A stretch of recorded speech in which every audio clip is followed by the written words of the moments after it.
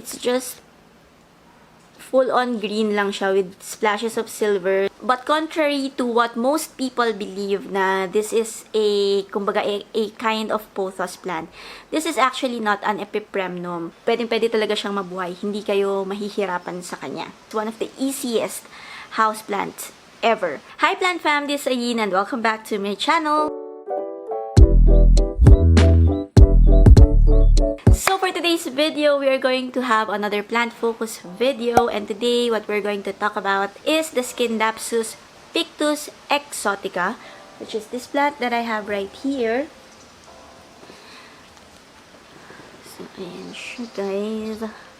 For sure, marami naman sa inyo ang nakakilala kay SCINDAPSUS pictus. But of course, I know na meron pa rin mga tao na they don't know how to treat this or how to take care of this plant. So, in today's video, pag-uusapan natin yan. So, as usual, I'm gonna be sharing with you some facts about the SCINDAPSUS Pictus Exotica or the SCINDAPSUS pictus na species mismo. And then, I'm gonna be sharing with you some personal plant care tips. How I take care of this plant, how I water this, yung kanyang light requirement. And also, I'm gonna be sharing with you how I propagate this. Although, I've already discussed that in a few vlogs, but okay lang, ulitin natin. For the sake of those people who have not watched those mga plant chores vid na pinost ko. But yeah, so today is gonna be all about this beauty right here na hindi masyadong halatang beauty kasi guys, sobrang haba na nito. Nakahang talaga siya, so kaya ganyan siya. Anyway, so yeah, today's plant focus video is gonna be all about the SCINDAPSUS Pictus Exotica. So if you guys wanna know more about this plant, then just keep watching.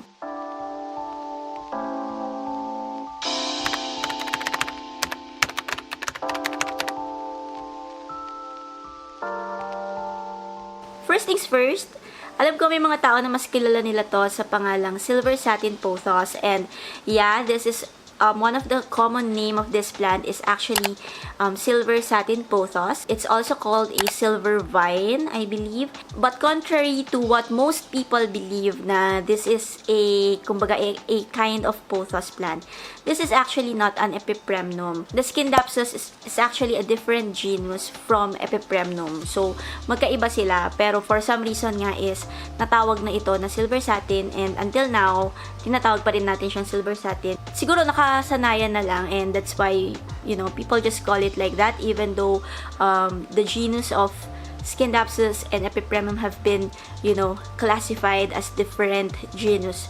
Anyway, sa SCINDAPSUS, there are different types of species. This one is the pictus. Okay? Meron ding species na tinatawag na triubi. Yung famous doon sa species na yon are the moonlight and the dark form. Yeah, so for this one, this is the SCINDAPSUS Pictus Exotica. So the SCINDAPSUS Pictus, meron din siyang mga iba't ibang klase. Merong SCINDAPSUS Pictus Argyraeus, merong Silvery Ann. I don't know if Argyraeus and Silvery Ann are just the same. Meron din tinatawag na Silver Splash. Sa totoo lang, I'm not yet 100% sure or certain as to their differences. But all I know is that what I have with me is a SCINDAPSUS Pictus Exotica. Kasi to be honest, yung Silvery Ann and ano pa ba, yung Silver Splash, when I see their photos, they kind of look the same. So, I don't know about that. Maybe, if ever magkaroon ako nun in the future, I'm gonna do a plant comparison video naman. But for now, ito yung ating focus.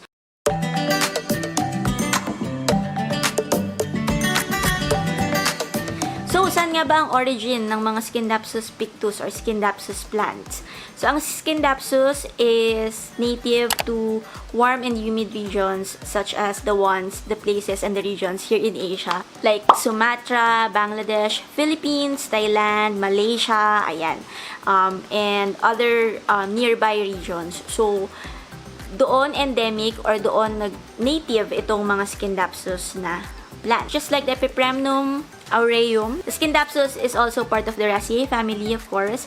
And this is also, just like the epipremnum aureum or the pothos plant, this is also epiphytic, which means they can attach themselves to another plant or to a tree, a bark, and they can grow there. Okay, they're not dependent on the other tree, like they can grow by themselves, obviously, like this one, it grows on its own. But yeah, whenever, pag siguro nasa labas sila, outdoors, or nasa wild or nasa kanilang natural habitat, they really attach themselves to other plants. Okay, so the SCINDAPSUS pictus exotica, it's known for its dark green leaves with splashes of silver. So, close up. So, ayan. Ganyan yung kanyang design.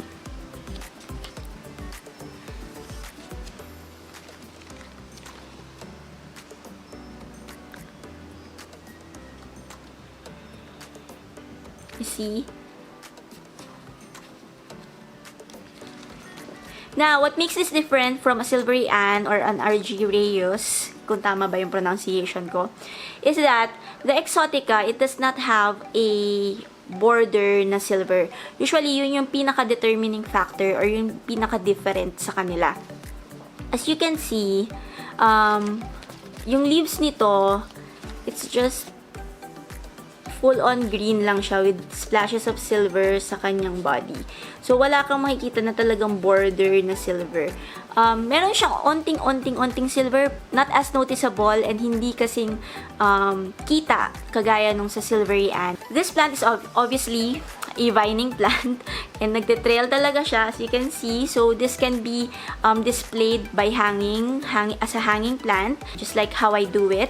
Or, you can actually use a pole or a moss pole, a brass pole, and pwede nyo itong i-grow ng pataas. So, magka-climb up siya. Since this is nga epiphytic, it's easy for this plant to really attach itself doon sa pole.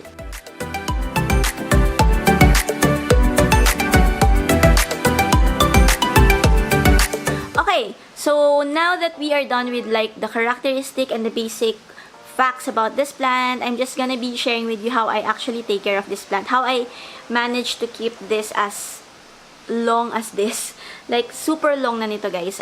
Kapag tinanggal ko to sa pagkakaganyan sa ibabaw and hinang ko to doon sa aming dining, abot na to sa lupa. Actually, ilang beses ko na to pinutulan, pero it just keeps on growing. It just keeps on producing, you know, new leaves. Kagaya nito, oh. Kakaputol ko lang dito. Wait lang, pakita ko sa inyo. Okay, so ito yung pinutol ko last time, and as you can see, meron na siya kagad new leaf dito na na-produce. So, isang beses ko na ito pinutulan, pero sobrang haba pa rin niya. So, I'm gonna share with you na how I take care of this plant. Okay, so right off the bat, I can say that the SCINDAPSUS pictus exotica is one of the easiest houseplants ever. Because it just, again, it keeps on growing. Wala siyang special needs or wala siyang special requirement when it comes to like the light, the humidity, and all that. Actually, merong mga care guide kayong makikita online na meron sinasabing humidity level for this plant, which is 40 to 50% humidity, especially dun sa mga colder areas. But if you're from the Philippines, wala kang problema when it comes to humidity dito sa plant na to. It does not require any humidifier or anything like that. So, let's start off with watering. So, kailangan ko ba siya dinidiligan? This is one of those plants na nagka-curl yung kanilang leaves kapag kailangan na nila ng tubig. So, to avoid overwatering your plant, you can take cue from the leaves of your SCINDAPSUS pictus exotica. And when I say nagka-curl yung leaves, as in makikita mo yung leaves na ganyan. As in naka-curl. Parang naka-fold na ganyan.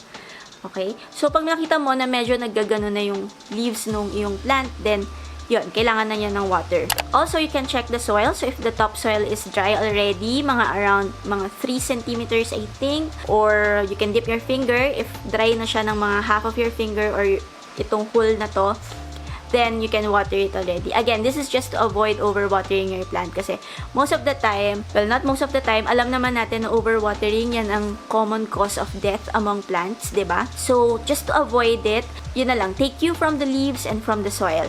Now, paano mo malalaman kung na-overwater mo yung plant? For a plant that's so easy to take care of, like the SCINDAPSUS pictus exotica, I think ang pwede nyong tingnan if na-overwater nyo siya is yung leaves na pag naka-encounter kayo ng yellowing leaves. So, kapag nakita nyo na karamihan or parang napapadalas yung pag-yellow ng leaves ng plants ninyo or ng SCINDAPSUS pictus exotica ninyo, then that means medyo bawas-bawasan nyo yung pagdidilig sa kanya. Me, if you're gonna ask me how often do I water this, I actually water my SCINDAPSUS pictus once every 2 weeks or 3 weeks, okay? Depende, kung malamig ang panahon, minsan ang maabot ng 3 weeks na hindi ko siya dinidiligan. Minsan naman, 2 weeks lang. Ayan. But then again, yun nga, instead of like relying on the schedule or considering pa kung ilang weeks ko na siya hindi dinidiligan, I just take cue from its leaves. So, kapag nakita ko na nagka-curl up na siya, that's like my instant cue na, okay, I need to water this. Also, pwede mong i-fill yung pot. So, kung pag magaan na siya, then, obviously, you need to water it already. Sabihin, yung soil is dry na talaga siya. So, when it comes to light, again, this is very, like, sobrang low maintenance niya, guys. This can thrive in a spot that has bright indirect light, and this can thrive in a spot with low light. Like, no problemo. Pwede talaga siyang mabuhay. Hindi kayo mahihirapan sa kanya. If you're gonna ask me if I fertilize this plant, I don't. Yes, that's the truth, guys. Hindi ko siya fina-fertilize, but as you can see, sobrang generous. One of the most generous plants ever. Pero based on my research, if you wanna fertilize this, if let's say talaga gusto niyo pa siyang maging mas generous, kahit na generous na siya to begin with, you can use a 20-20-20 kind of fertilizer, or probably a slow release type of fertilizer like Osmocote, ganyan. Pero guys, again, based on my experience, hindi niya kailangan ng fertilizer, okay? Mabubuhay siya ng naturally lang. Okay, so now we will talk about propagating the SCINDAPSUS pictus exotica. To propagate this, it's just the same method as when you propagate a Peperomia aureum or a Pothos plant. So you just have to cut it with a node. Kailangan may node yung inyong cuttings. So ito, I'm currently propagating this in water. So, this has been here for, I would like to say, mga 3 weeks na. So, kinot ko siya. So, papakita ko sa inyo to. Okay. So, ito yung pinaka-cutting ko. Ito yung dulo niya. So, ito yung part na naka-attach doon sa plant. And then, ito yung nodes. Ayan. And nakita nyo kung saan lumabas tong root na to dito sa node na to. Ayan. Yung new roots. So, ako, hinihintay ko lang na humaba siya. Actually, ito, pwede na itong ilagay sa soil. Mga ganito kahaba, mga 2 to 3 inches. So, ano nga ba ang survival rate ng isang pinropagate na SCINDAPSUS pictus exotica? Based on my experience, lahat ng pinropagate ko na SCINDAPSUS pictus exotica, lahat ng ni-root out ko and nilagay ko sa soil, they all thrived and survived. Some of them I've already sold. So, minsan nagbebenta ako ng cuttings sa aking page, sa Proyecto Verde. So, if you guys are interested to buy, you can like the page, and pinopost ko naman doon lahat ng mga, kumbaga, pinopropagate ko, and those that are, you know, ready for selling na. So, yeah. So far, wala pa akong pinropagate na namatay, or nung nilipat ko sa soil, hindi nakasurvive. I'd like to say na 100% success lagi yung aking propagations sa SCINDAPSUS pictus exotica. So, it's really very easy. Pwede kayong mag-water propagation like this one nga, nakasoak sa water, or pwede rin na Ziploc bag propagation, which I have talked about in a video that I posted a while back. So, I'm gonna link that in this video if you guys wanna see how I do it. So, pwede din doon. Both naman, pareho naman na mabilis lang siya mag-root out. So, either way, either you do a water propagation or a Ziploc propagation, it works for this plant. So, yeah, that's it. That's it for this plant focus video. Very short lang. Kasi sa totoo lang, wala namang masyadong i-discuss about the SCINDAPSUS pictus exotica. Wala nga siyang special requirement whatsoever. Hindi siya mahirap alagaan. If you guys want your plant to, like, trail na sobrang haba. Hindi siya yung tipong plant na, pag mahaba na medyo nagiging leggy. Tuloy-tuloy naman talaga yung growth ng kanyang leaves. So, hindi siya yung tipong parang may mga missing areas, ganon. Merong halimbawa, ito lang. Like, nakikita mo yan, wala yung leaves. But, pagdating sa ibaba, tuloy-tuloy na yung kanyang leaves. So, if you want your plant to trail, just let it grow. But, if you want a more bushier plant, you can, again, you can take propagations from your plant, cut it, let it root out, and then put it back in the same pot para mas maging bushy siya.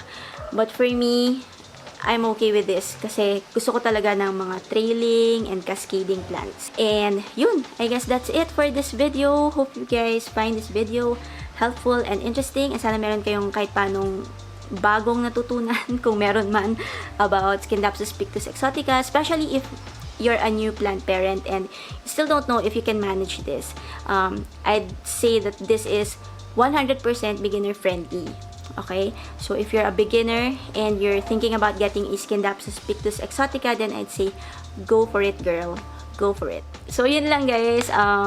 Yeah, if you like this video, please don't forget to hit the like button, comment, and of course subscribe to my channel if you haven't already, and join the plant fam. And speaking of plant fam, I wanna do a onting shout out lang sa ating mga ka-plant fam out there. So shout out to Kenneth Zuarez. Hello, thank you so much for visiting my channel. Alvin Writers, thank you for commenting doon sa aking isang vlog na pinost. And also shout out to Ariana Stevenson. So thank you so much sa inyo guys for always watching or for watching my videos and for leaving a comment. I really appreciate it. So yeah, that's it. Again, thank you guys so much for watching. If you like this video, nasabi ko na pala yun. So yeah, that's it. I don't have anything more to say. Again, thank you guys so much for watching. See you guys again in my next video. Bye!